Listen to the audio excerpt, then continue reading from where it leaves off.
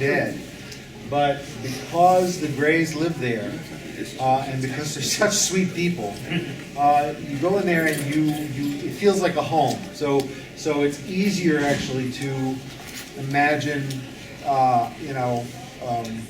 Jerry locked away in his teenage room upstairs on the 3rd floor, dreaming his dreamy dreams about space and superhuman people. When Brad Meltzer, the writer, came to town, I work for the play dealer, and whenever a comic person comes to town, they usually call me and say, take me to the Siegel house. Okay. So Brad and I went, and this was when it was in really bad shape.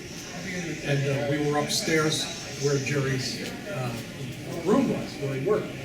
And as we came out, we looked up and we noticed that there was an attic entrance, one of those little things.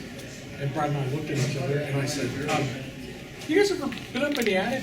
And Jefferson, the owner of the house, said, nope. And both of us went nuts, And I said, okay, look, this is where he created stuff. There may be comics up there, there may be original art, you never know. And Jefferson, no, there's nothing up there, no. And Brad and I were going insane because we're these comic geeks. And we're going, okay, I'll boost you up. He said, no, come on, we got to go. No, please. And finally, I called Jefferson up later on, and he said, I was just messing with you. There's nothing up there. He said, when we bought the house, we literally cleaned everything out and filled it with styrofoam, the insulation. Well, keep in mind, too, that most of the movie posters, in fact, I think 95% of the movie posters that were for the whole world were printed out of 3 plants in Cleveland. And people used to go to these plants and they'd get the overruns of the posters and they would insulate their houses with them. That's right. Or wallpaper their houses. So it's anybody's guess what could have been on those walls. You never know. It's amazing. Yeah, no, there could have been cool stuff there. I remember pulling up some linoleum on our floor at home and finding newspapers about the current doings of Teddy Roosevelt. Yeah, right. Well, there's a similar story in Bedford. I come from Bedford. And there was a house that was right across the street from a school. So nobody's going to buy that house. You got buses there all the time. So a punk rock band set up in there.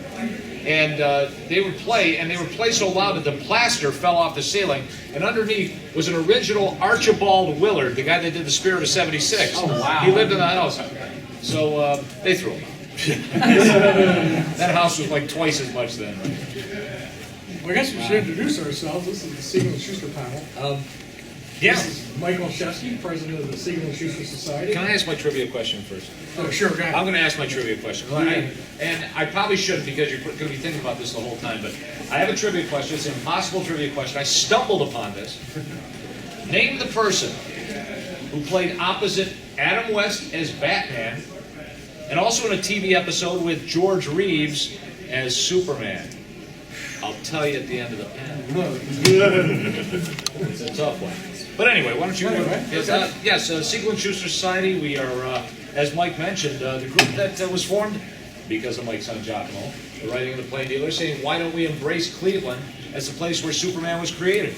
And a group of very enthusiastic people got together and decided, let's start, really promoting Cleveland as the birthplace of Superman. Even though DC says Krypton is the birthplace. I mean, they made that clear. Like this license plate here, we wanted it to say birthplace of Superman. And they said, look, we'll work with you guys. But he was born on Krypton. Say created in Cleveland. Well, they're not just going to put Cleveland on there, so at any rate. But why don't we just go right down the... Yeah. This is Jon Bogdanove, one of the amazing Superman artists. Absolutely. In DC Comics. We wrote a wonderful book called Superboys. Sorry, Superman and Siegel and Shuster. Yeah. There we go. So 75 years, Superman's been with us for 75 years. He was actually around for a little bit longer before that. But 75 years, he seems to be holding up pretty well. But how much longer can he hold up? I think a lot of people will say, wait a minute, you look at people like Tarzan, Flash Gordon, they always change over the years. And Superman has changed as well. But I mean, maybe not as much as others. But can he change much more? What is his future? I think Superman has changed more than Tarzan. And that loincloth doesn't change. I think those heroes have pretty much stuck to model straight through, whereas DC periodically likes to redesign and relaunch itself. Sure. And the most recent time, of course, is the 52, the new 52. Sure.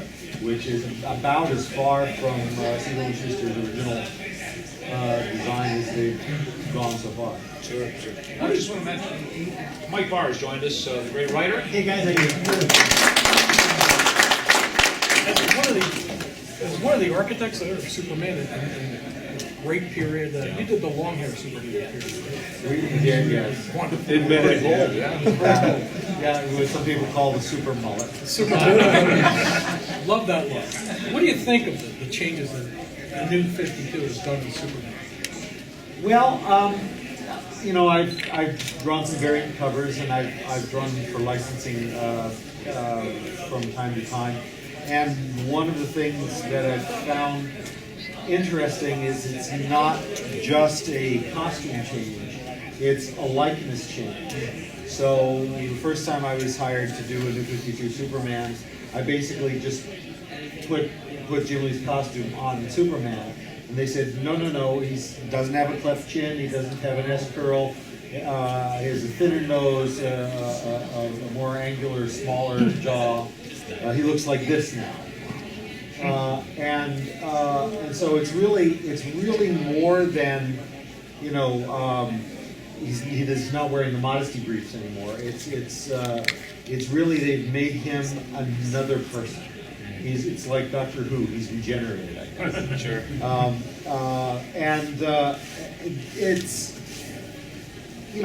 It's strange to draw him, but I really approach him like a different character. He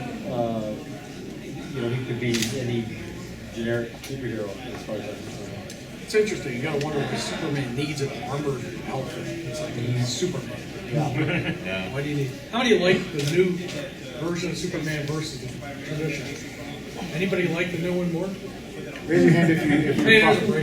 Well, see, I think it's really sad though to hear someone like you say, when I'm drawing, you're still drawing Superman, but it's just it's Superman in name only. Yeah, that's really, because normally I think when you're drawing it, there must be a lot of, you're not just drawing superhero X or, the spoiler or somebody. No offense to spoiler.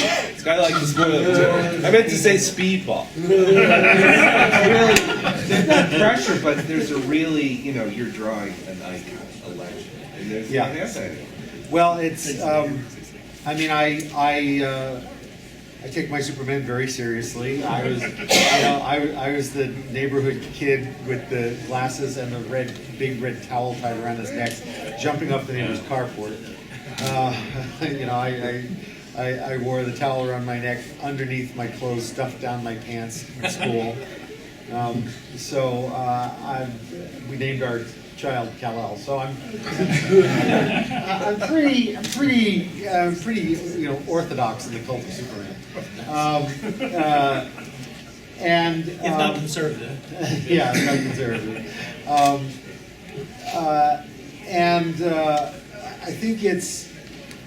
I think you can make a case for saying that in over the course of 75 years, there have sort of become two Supermen. Now, legally, there are not two Supermen. Legally, there's only the one Superman who is a commercial property of Warner Brothers. But there's also, because he's been around long enough, a sort of Superman of the popular imagination. The Superman that people who don't read comic books know, the Superman that is recognizable in every country on Earth, the Superman that pretty much everybody has in the back of their head, that Superman. The Superman that when even though they hadn't read a comic book in 20 years, when they heard that Superman died, they got upset. Because even if they didn't read the comics, they wanted him to be out there somewhere, because he sort of represented something of the best of us all. And that's sort of a de facto populist notion of Superman that has no legal standing whatsoever, but is nevertheless there. It's represented in Cleveland. It's represented in Metropolis, Illinois. It's represented in the minds and imaginations of both comics fans and regular people who don't follow the New 52. And that's something that I think, in it being the 75th anniversary, is being contended with, because, as many of you probably know, 75 years is the limit of copyright law. So technically, unless Warner's is successful, this is the year that Superman is supposed to become public domain, at least the original Siegel and Shuster stories. And that then he would be like Sherlock Holmes. He would be something that anybody could write a story about or draw a story about legally.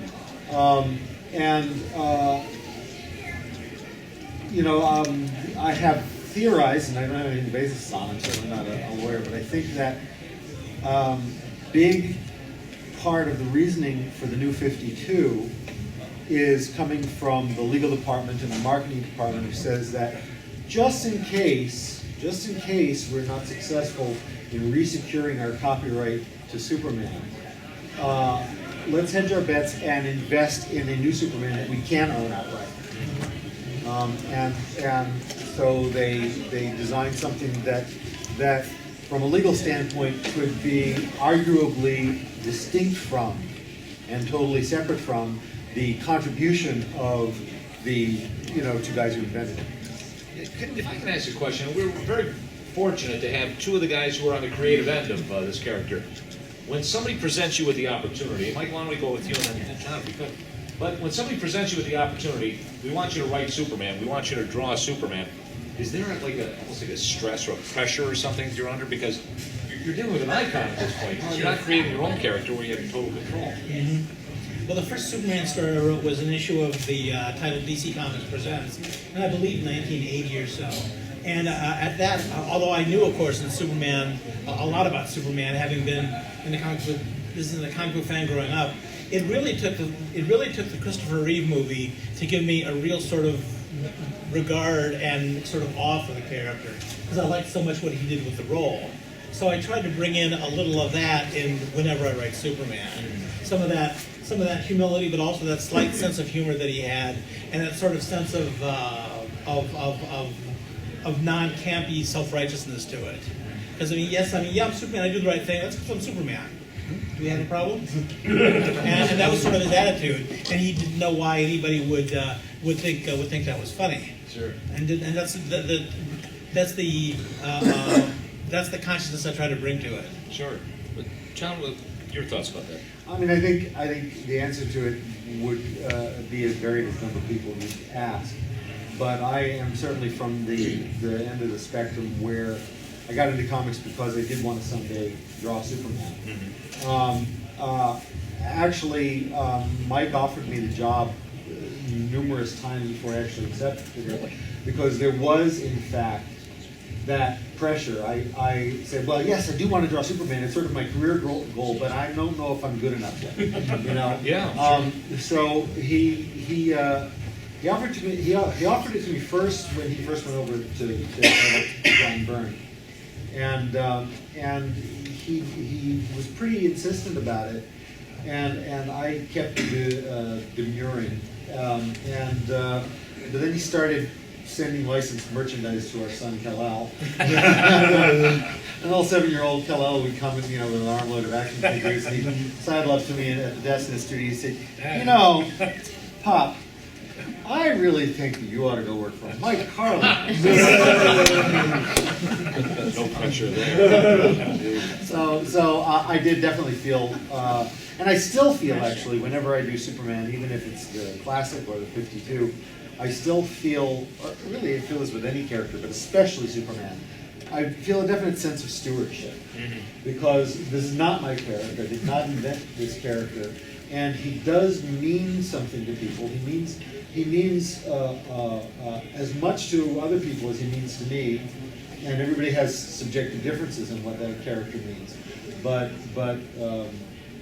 but we're stewards of a tradition, we're stewards of an idea, and we're stewards of an original vision. And we're allowed to contribute to that vision. But I never felt like we're allowed to subvert it.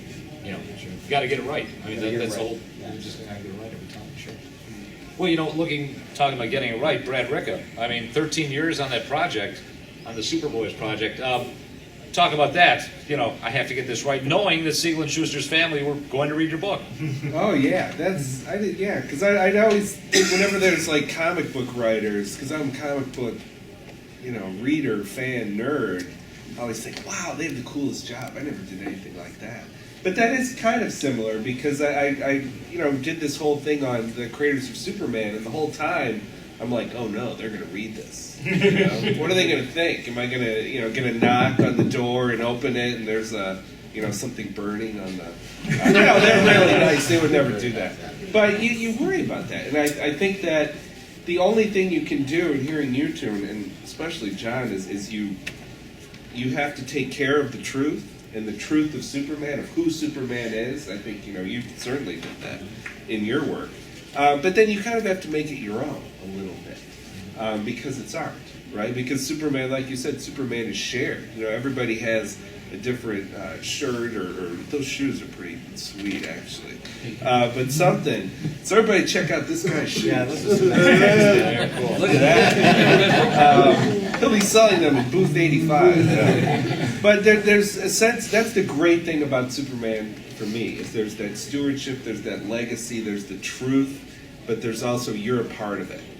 Even though some company, big company owns it, if you're a fan of Superman, you feel an ownership over it. And when I hearing you talk about, you grow up, you like Superman, the character, but then at some point you're like, man, the grown-ups really screwed this all up, that somebody doesn't own it and all this. But then you realize the other story of the two guys that did create it, and to me it was almost just as crazy as Superman's story.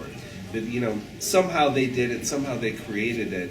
And I really like that because you take some ownership of that too, because you know the character, you love the character, and you kind of feel for these two guys who created it, which still blows my mind how anybody can do it. But when you're part of that tradition of Superman, I think that's the mentality. Whether you're a writer, an artist, or a historian, or a fan, or just a reader. Yeah, and I think you owe me a lot of money, actually, because I was in college. I was out of comics for like 3 years. I said, I have no money. I can't do this anymore. I had a really serious X-Men habit. It was like the 90s. So, and then, right there on the newspaper, literally, I can see it, closing my eyes, front page, Superman to die. Like it was a news story. Because it was, but he was real. We act like he's real, and I got so mad. And I was a Superman fan, but I was more of a Marvel guy. But so furious, I had to go track down all those issues that you drew. Going everywhere. Calling, do you have the, but it's so worth it. To go through that, and you felt like you were part of something, and then you knew it was gonna sort of come. I don't want to spoil it, but he comes back. That's a great question. He bought that house. Yeah. Can I ask you a question?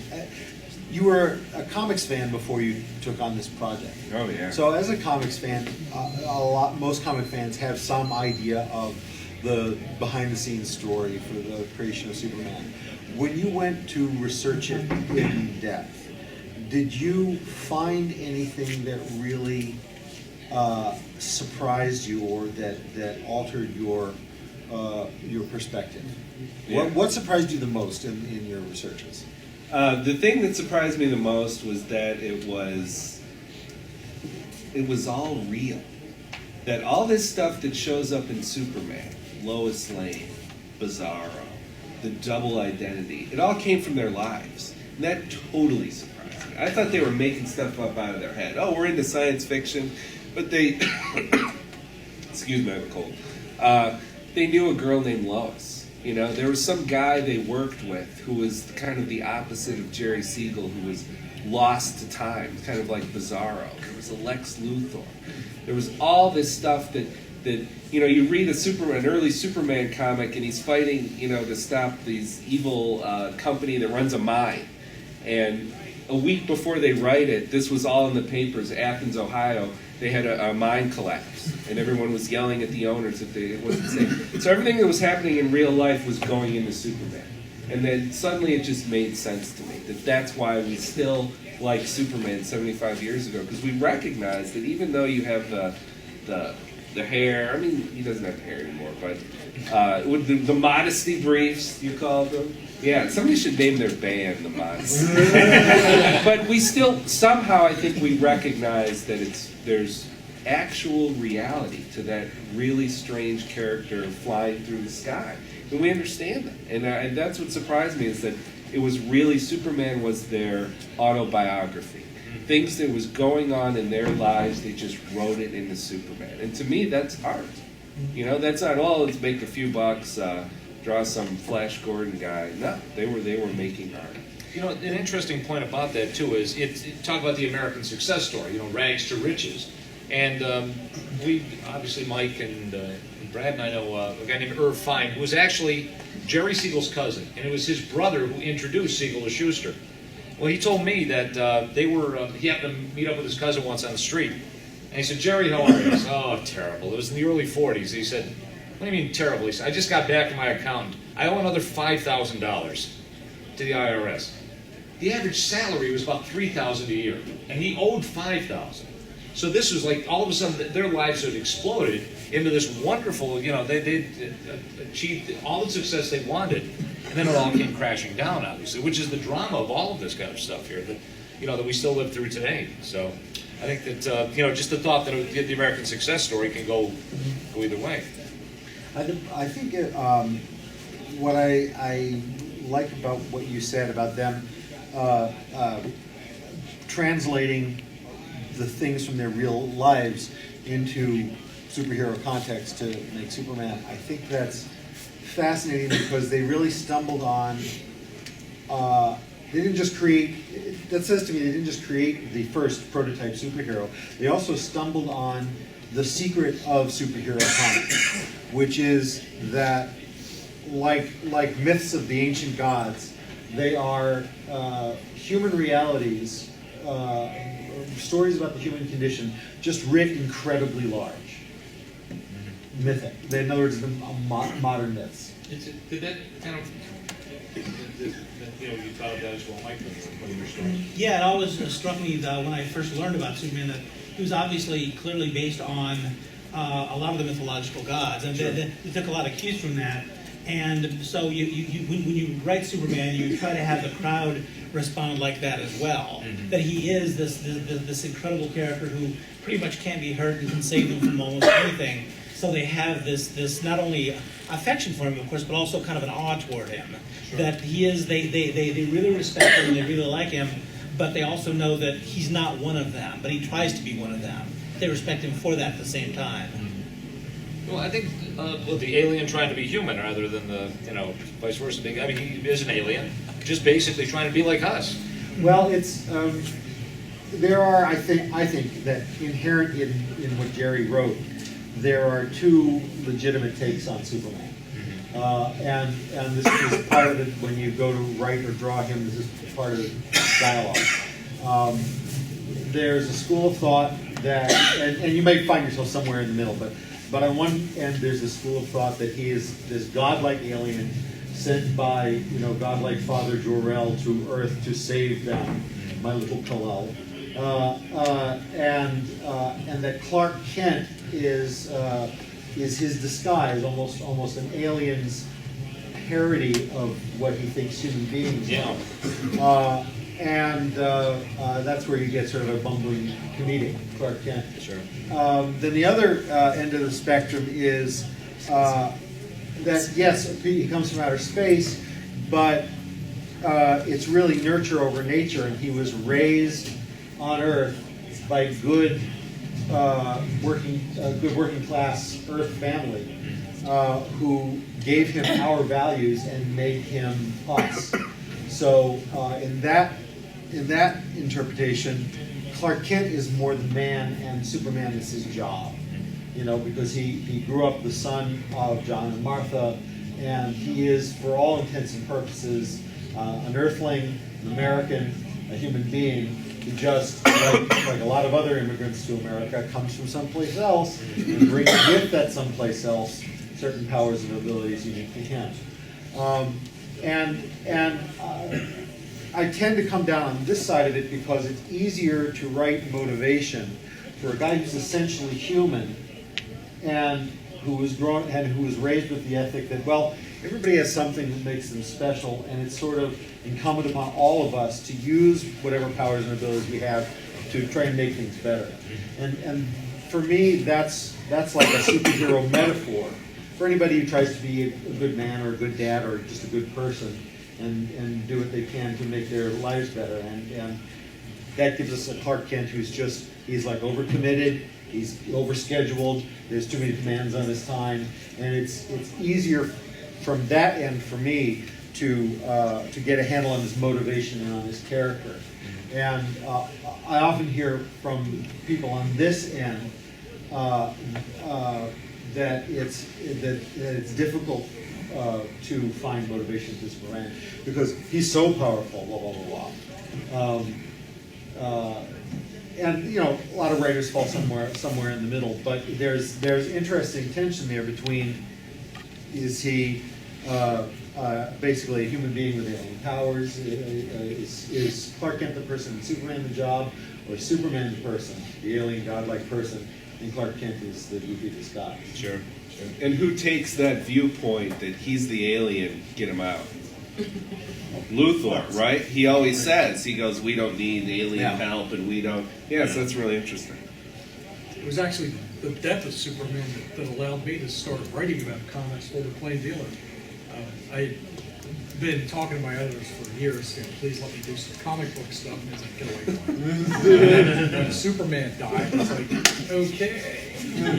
So I went in and front page, and my editor said, I'd like to do a weekly comic book. That was 1993. And it sort of continues to this day, kind of. The Plain Dealer's having some problems. Sure. But after I did it for a while, I got a phone call one night from somebody, and I picked up the phone, and he said, hi, this is Jerry Siegel. I just wanted you to know I really appreciate that article you wrote about me. And I was like, yeah, right.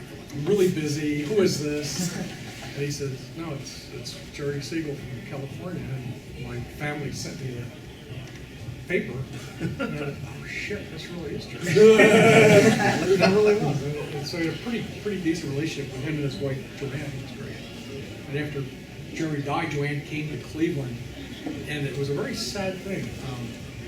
I took her on this tour of Cleveland to her old haunts, and we went back to the original Siegel house, and we went to all the places where she lived. And Jerry, when he died, he said he wanted his ashes to be divided between his wife and Cleveland.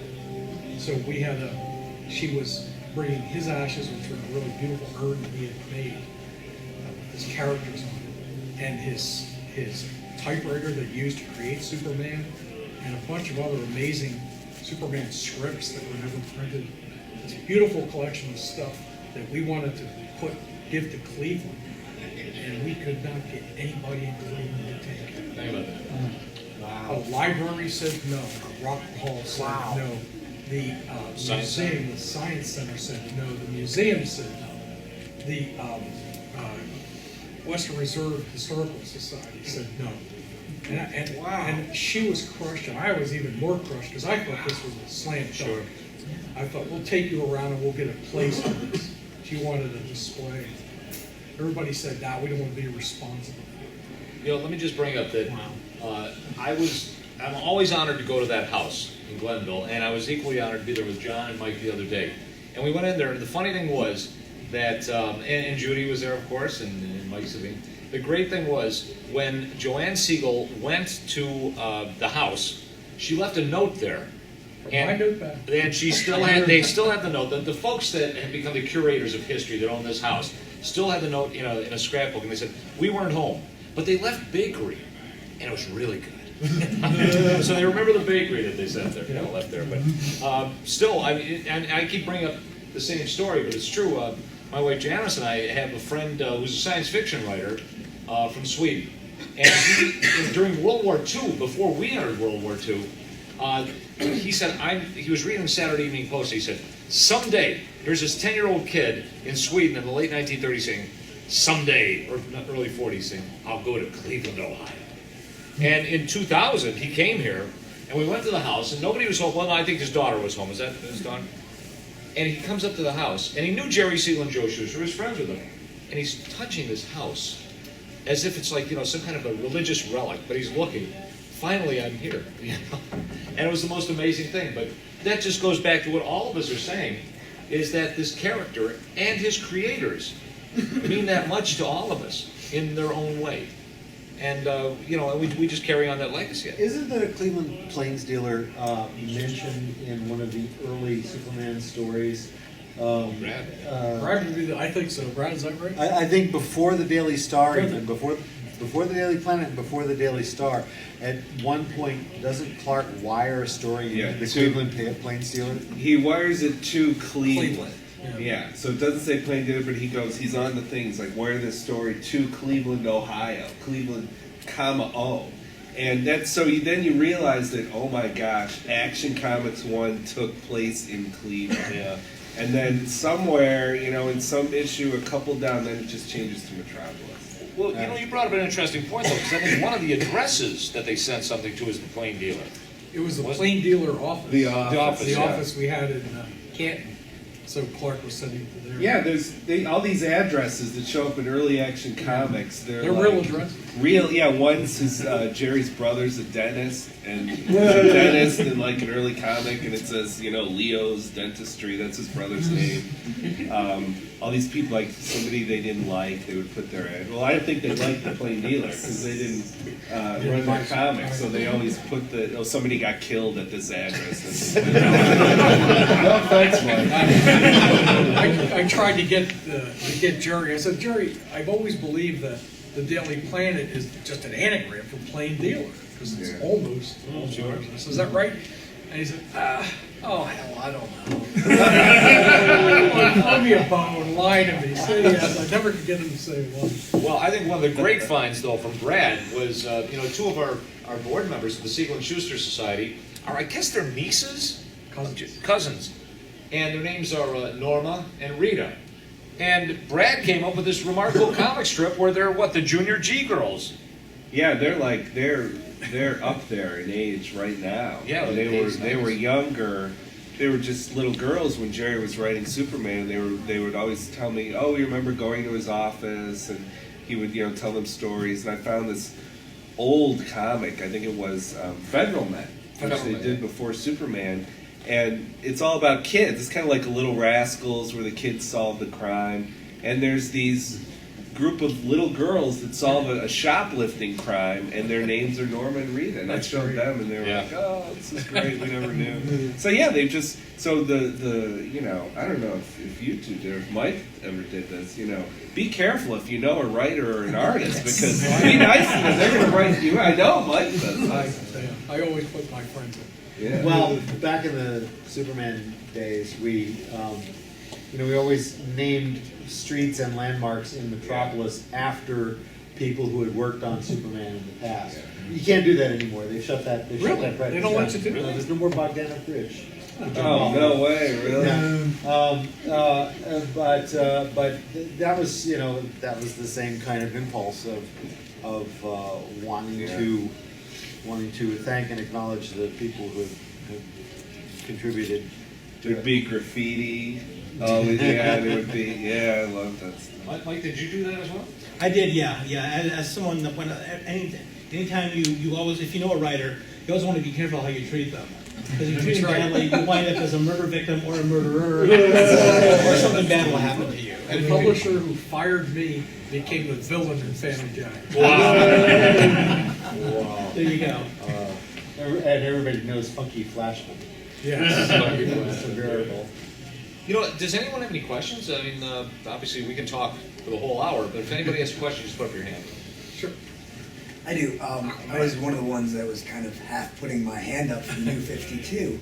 And part of that is because that's all we really have right now to move forward. Good point. So as someone who grew up, and I was 5 years old, saw Christopher Reeves, got back into it, and if anybody ever asked me why I look up to Superman and why I named my son Calvin Lee, the abbreviation would be Kal-El, I always point to the world without Superman, because that is the most modern thing I can think of that explains my personal take on the character.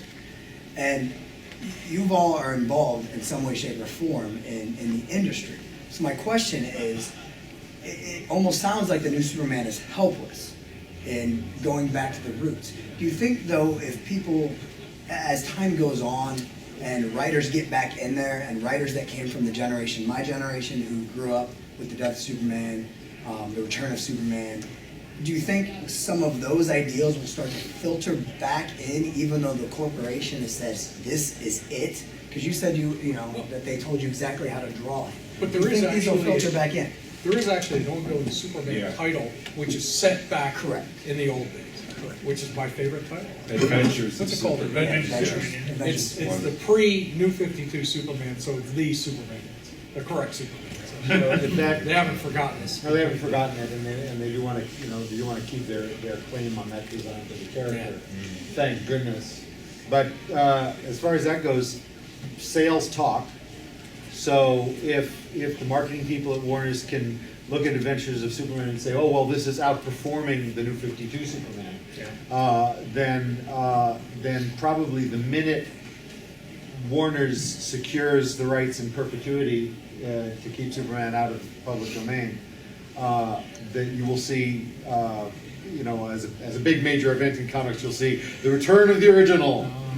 So I think that's entirely possible. Whether he looks like Superman or not, though, I mean, I think that it's possible to write the New 52 Superman, even if he looks completely different. I think it's possible to write him as Superman, because because Superman is more than his appearance; he's his character and his personality. And I think you can have somebody who looks really great as Superman, Henry Cavill, in a movie where he doesn't act very Superman-like, and that's less of a Superman than somebody who looked completely different from Superman and yet behaved in a Superman-like way. And I think it was sort of the point Lizzie and I were trying to make with Steel, was that this wasn't the powers, it wasn't the appearance, it wasn't anything, but what made Superman sort of his character, his spirit. So to answer your question, I think with luck that the transcendent qualities of Superman that you care about can survive. Yes. Oh, there's a gentleman in the back. Just two questions. I guess the first one, maybe Mike would answer the best. Like in the next Superman, Man of Steel movie, there's going to be, Batman's going to be in it. Why do you think those two characters work so well together? I've enjoyed a lot of stories with those two in it. And for the Jeff, sorry, I forgot your name that wrote the book. Brad. Well, Brad, when Shuster was first designing Superman, what was his influence for designing the way Superman looked?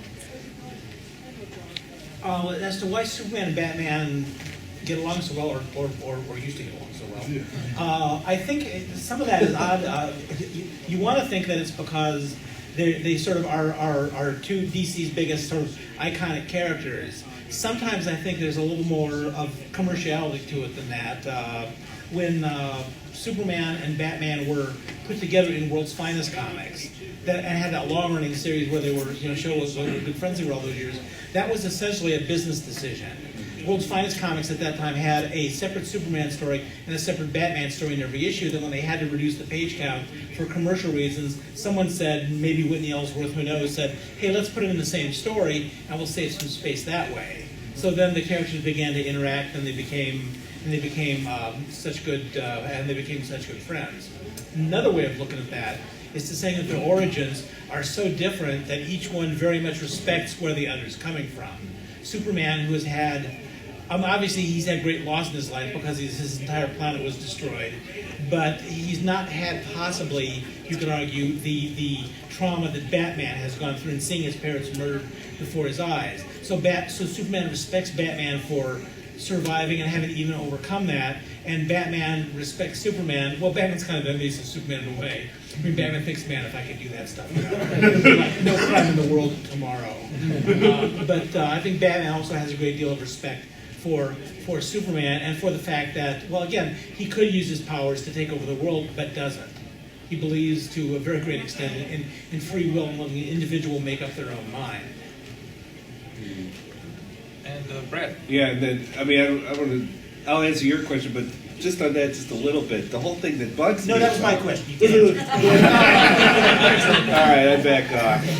Because like the younger version of me is like, oh my gosh, you're at the same table with the guy who wrote Camelot 3000, which if you haven't read, you should all read. It's all time favorite. Anyway, so all right, I won't talk about that. No, go ahead. The thing that bugs me, I was at Comic-Con this year because I had this book, and they were talking with the guys, well, Batman and Superman, what's going to happen in the movie? And the producer said, no, it's Batman versus Superman. Or it might be Superman versus Batman. And then it gets to a different, because we like seeing the verses, but the thing I don't like about the verses, who's a Batman fan? Yeah, come on. But whenever it's Superman versus Batman, you almost have to root for Batman. Because he's the underdog. He's the human guy. And so I don't really like the Superman versus Batman. But I'll still see it.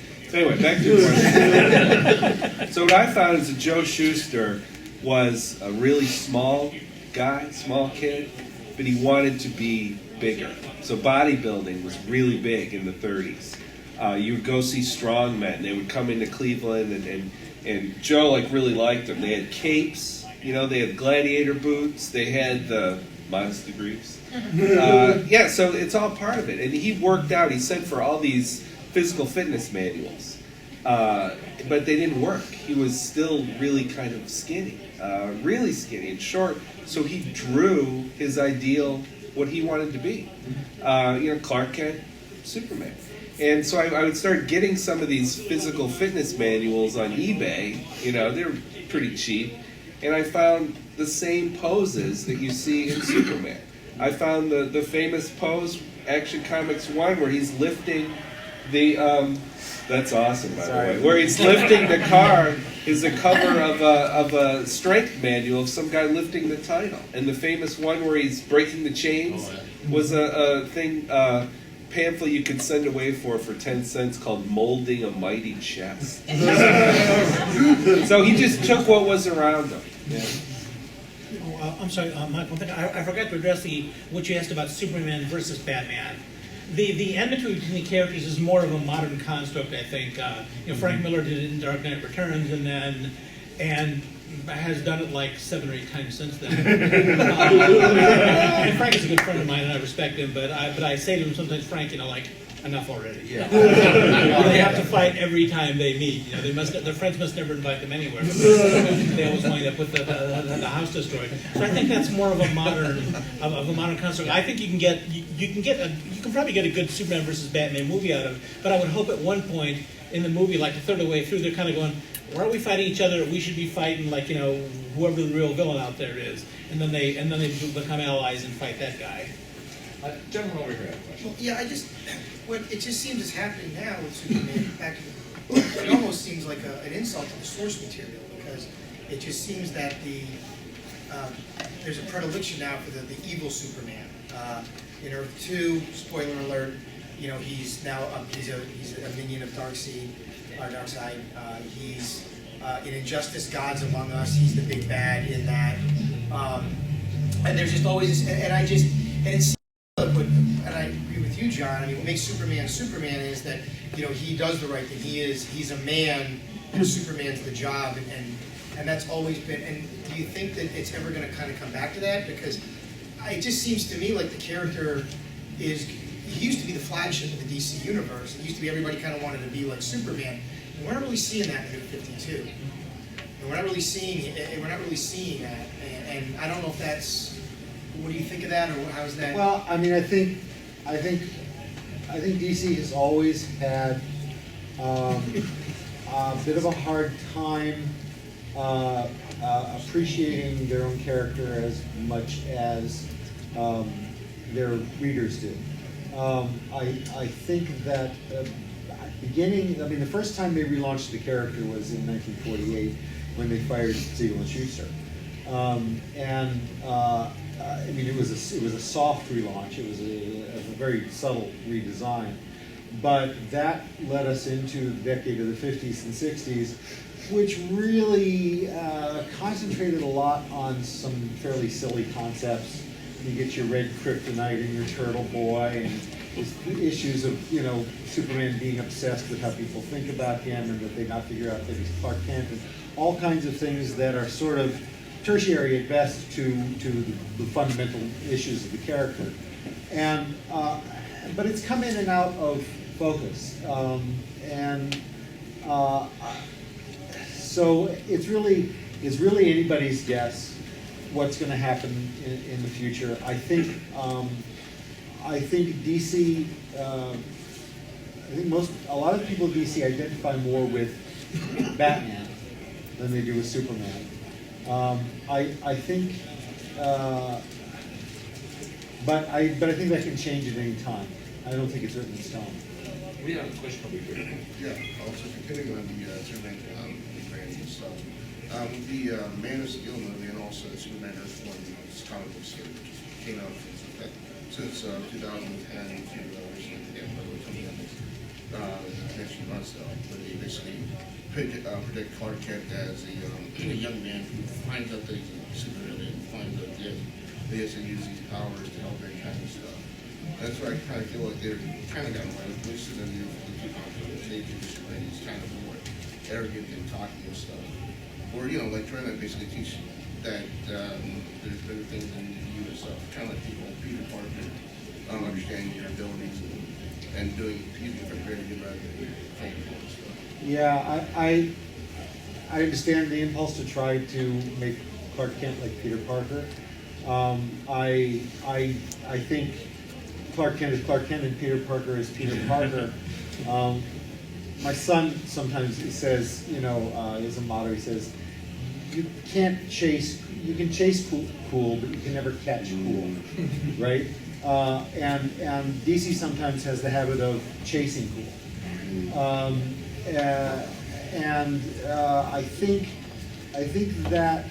I think that comes out of people not really knowing what to do with the character. Basically, I think that comes out of it. So they look to other things that work and try and get him to perform. Kellel has this very interesting story about when he was a young guy just out of school and going to Hollywood, and he had an opportunity to work in a program at Warner's where they were setting up young people to think up hip ideas for web content and cartoon shows, for young people. And so they got a bunch of young people, and they put them in a trailer out back, actually on the farm where the Bugs Bunny cartoons were done.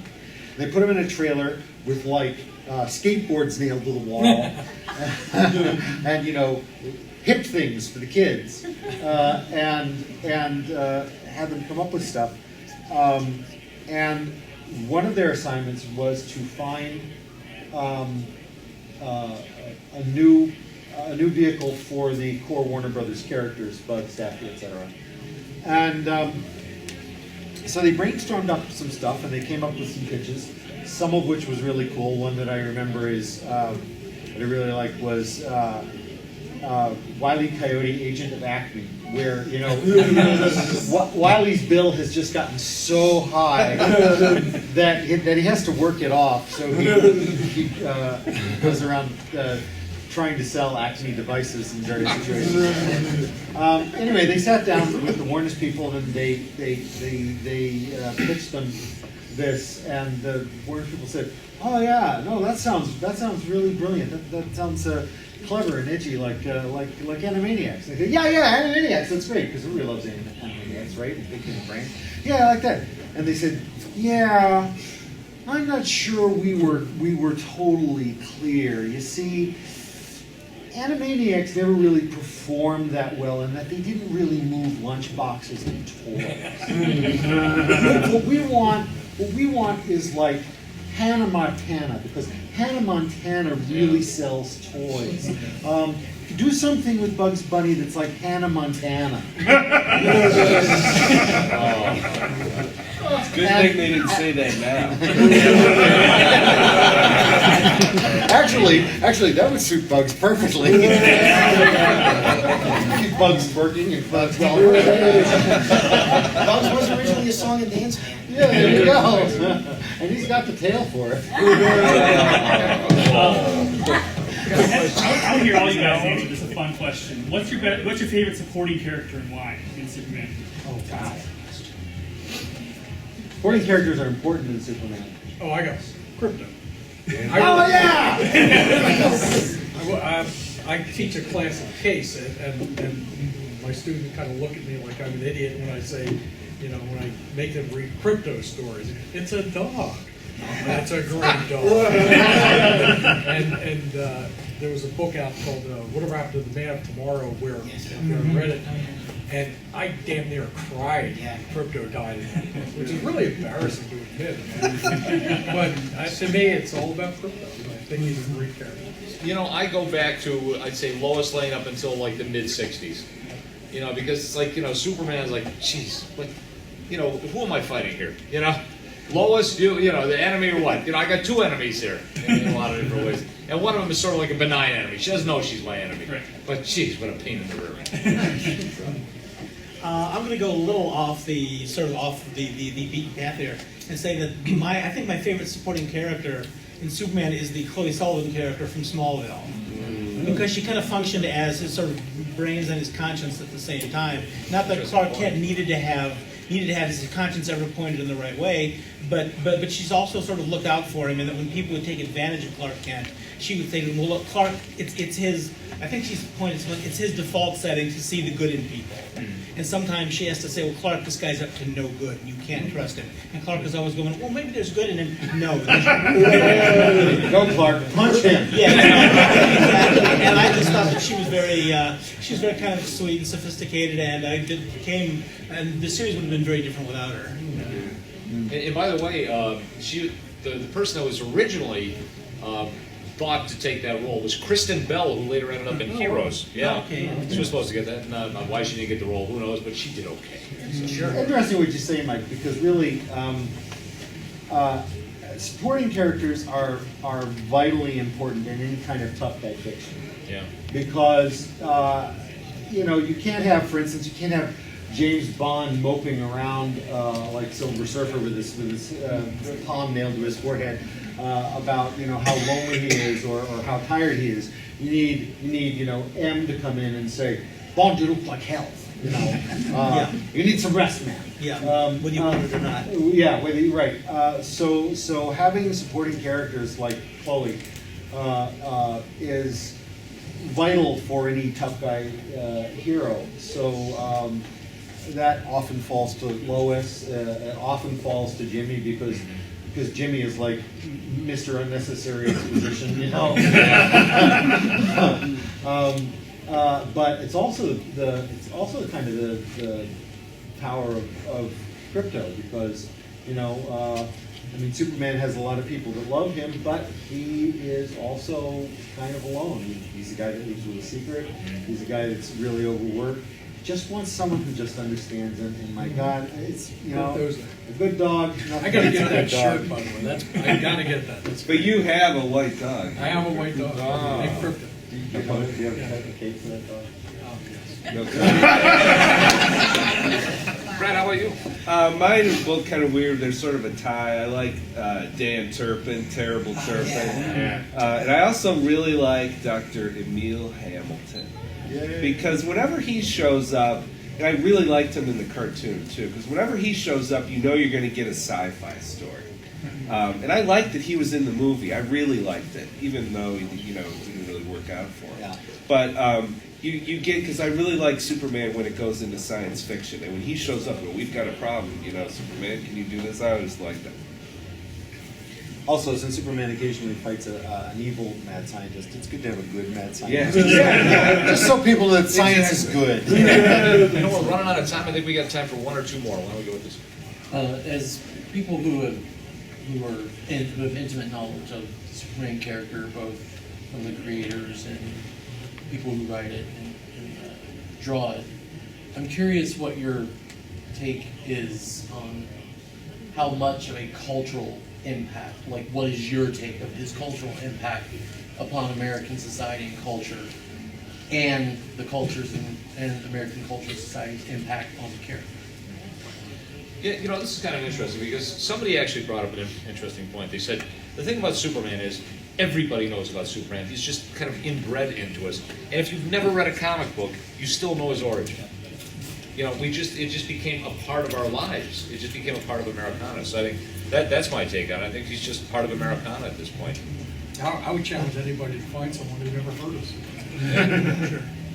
Sure. Sure. But that's a very interesting question because it strikes me that, as you say, everyone knows Superman and everybody knows his origin, even whether they read the comics or see the movies or not. But because there always has to be so much Superman material coming out, Superman invariably winds up relying on a lot of the sort of modern American icons simply for story material. Julie Schwartz, for instance, back in the years when he was editing Action, did a cover when Jaws was out. He did a cover of Superman flying over the sea, and a shark is coming up and grabbing Superman's cape and pulling him into the ocean, because that was Jaws. Sure. And so, even though Superman has an immense impact on his own, we all know who he is still impacted on by what these sort of modern icons are. When in the 60s, when James Bond and the Man from U.N.C.L.E. were very big, Jimmy Olsen became a sort of secret agent. And so that those characters, even though we know them as icons, are acted upon by popular fiction for the benefit of sales. Yeah, I would just, I would just asterisk underline all that. I heard when someone else asked about, why is Superman darker, and I heard, and I agree, I wish Superman wasn't as dark as he is now, but I heard a really good explanation. Grant Morrison said because we live in dark times. And that Superman reflects the times we live in. And you think about it, he really does. In the 50s, he's a suburban, everyone's trying to get him to marry them, and, home from the war, and then the 60s, and then he has the mullet, and the character does change. And I think I know I sometimes am fascinated by that. Why didn't I realize that he changed so much? That he changes more than we think. Because I don't think there's any fictional character who we wear T-shirts of so regularly. Who wears the T-shirt the most? Firefighters, police officers, and soldiers. It's a cotton T-shirt. It's not going to help, but and you're not wearing a Tom Sawyer shirt. So that's what I love about it. It's a story. It isn't religion. It isn't politics per se. It's a story, and we still like stories. One last question.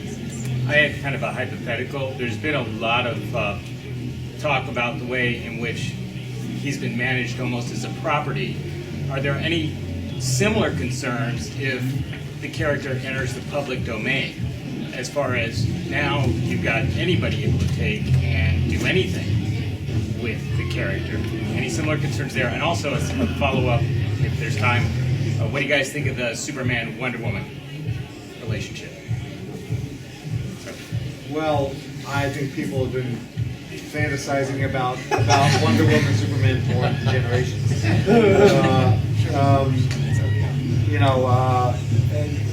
Larry Niven wrote an essay decades ago called Man of Steel, Woman of Kleenex, about the difficulties of actually consummating a relationship with Lois Lane. So Wonder Woman makes a certain amount of sense, except doesn't entirely work. I mean, part of me always thinks of the Wonder Woman's really gay. I mean, I know it's Siegel and all that, but You think?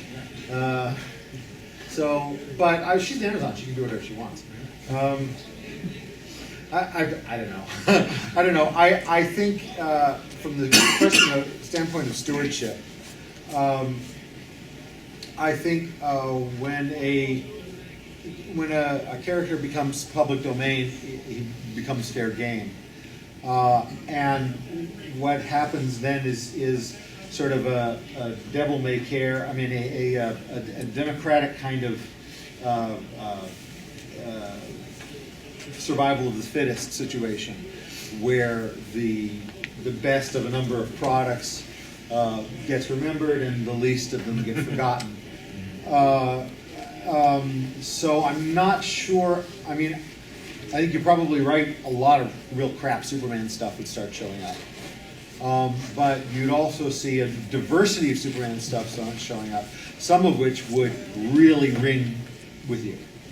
And a lot of it would be, and a lot of, but it's not going to happen. No, there's too much money in it. It's not going to happen. They're going to lock it down. Yeah, I'll tell you, folks, we ran out of time, but I want to answer the trivia question before I thank everybody here. Nobody wants to try to answer. Anybody? I'm going to try. What was the trivia question? No. The trivia question was, listen to the way it's worded. Name the person who played opposite Adam West as Batman, and also in a TV episode with George Reeves as Superman. It was an actress. Her name was Madge Blake, and she was Aunt Harriet in Batman, but in the I Love Lucy episode where she meets Superman, she played the woman who was trying to rent the apartment. None of you guys got that. I just found about 3 weeks ago when I was laying there in a stupor watching TV. Yeah, we got it in the Lucy. There you go. You know what? Mike Barr, thank you very much. Mike Sangiacomo, Jon Bogdanove.